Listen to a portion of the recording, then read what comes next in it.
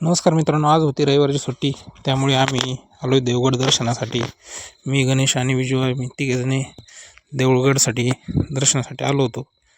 आता आल्यानंतर पहिल्यांदाच कमानीची भव्यदिव्यता बघितली आणि त्यानंतर आता आलो तर बघतोय काय सगळे इकडं नारळाचे झाडं जसे की कोकणात आल्यासारखंच वाटत होतं. एकदम सुंदर अशा पद्धतीने मंदिराच्या आतमध्ये रचना, त्यामध्ये झाडं, एकदम असं शांत परिसर, खूप मनाला बरं वाटत होतं, एकदम शांतता वाटत होती.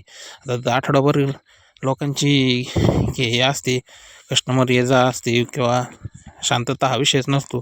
त्यामुळे आम्ही रविवारच्या दिवशी सहज मंदिराच्या दर्शनासाठी आलो तर एकदम असं मनाला असं प्रसन्न वाटलं ना. आणि त्यातल्या त्यात ही कमान बघितली, तिचं काम आखीव रेखीव हे बघितलं, इतकं सुंदर वाटलं मित्रांनो. खूपच असं शांत आणि सुंदर वातावरण, आणि भाविकांची ये जा, खूप गर्दी, सर्वजण शांततेत दर्शनाचा लाभ घेत होते. खूप असं मस्त वाटत होतं.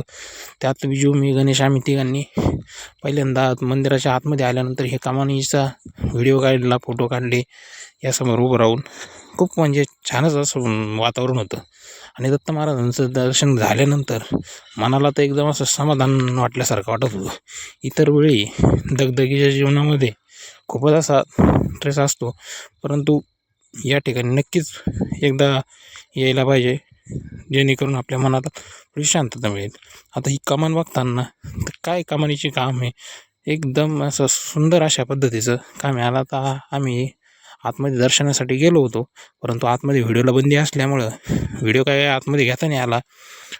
बरं, आता आमचा व्हिडिओ हे झालं का दर्शन झालं, आणि त्यानंतर आम्ही आलो प्रवरा नदी पात्राकडे. मंदिराच्या मागेच हे प्रवरा नदीचं पात्र आहे. मित्रांनो, इतकं सुंदर अशा पद्धतीचं या ठिकाणचं वातावरण आहे, खूप छान. आणि त्यात बोटिंगचा एक्सपिरियन्स खूपच असं बरं वाटलं. विजूला म्हणलं बसायचं का रे बोटीमध्ये, तो म्हणे बसू. गणेशला विचारलं, तो म्हणे बसू. आता याच्यात आमच्या तिघात फक्त गणेशलाच पोहता येतं, आम्हाला दोघांना तर काय पोहता येत नाही. आम्ही तर थोडं घाबरतोच पाण्याला, पण तरी पण म्हणलं आता ठीक आहे, काय अडचण नाही, बसू. गणेश म्हणे काय नाही मी आहे, काय अडचण नाही, बसा म्हणे. मग काय नाही, बोटीची वाट पाहत थांबलो तिथं, त्या बोट जिथे येते त्या ठिकाणी.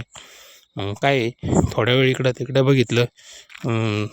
खूप असा सुंदर परिसर आहे मागच्या बाजूला, पण मंदिराच्या मागच्या बाजूला एकदम छान असा परिसर, एकदम शांत वातावरण, त्यात प्रवरा नदीचं पात्र, झाडे, एकदम असं मनाला व्यवस्थित वाटते.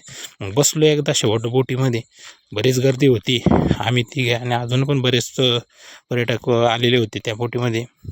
खूप असं मस्त वातावरण होतं. आणि मग आम्ही तिघांनी व्हिडिओ काढत काही बसतो, इकडे तिकडे चर्चा करीत बसलो मग बोटीमध्ये आणि गेलो. आता मी तर याच्या आधी कधी बोटीमध्ये बसलेलो नव्हतं बरं का, मला तर भीतीच वाटत होती बरं का.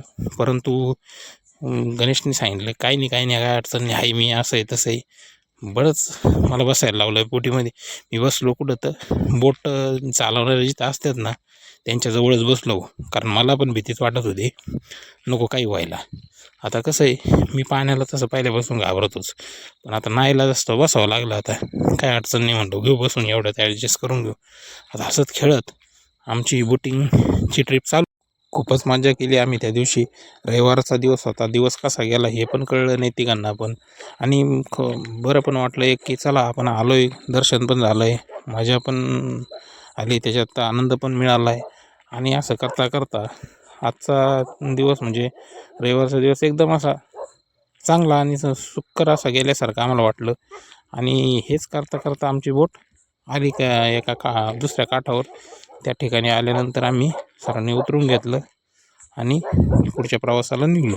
इतकं पायी फिरूनही मित्रांनो त्या दिवशी आम्हाला काही असं थकवा वगैरे काही जाणवला नाही. आणि एकदम असं फ्रेश वातावरण होतं, एकदम मस्त वाटलं, काहीच टेन्शन नाही, असं एकदम शांत वातावरणामध्ये आल्यासारखं वाटलं. हे सगळं उरकून आम्ही मग घरी निघण्यासाठी गाडीजवळ आलो आणि घरच्या प्रवासाला सुरुवात केली. जय हिंद, जय महाराज.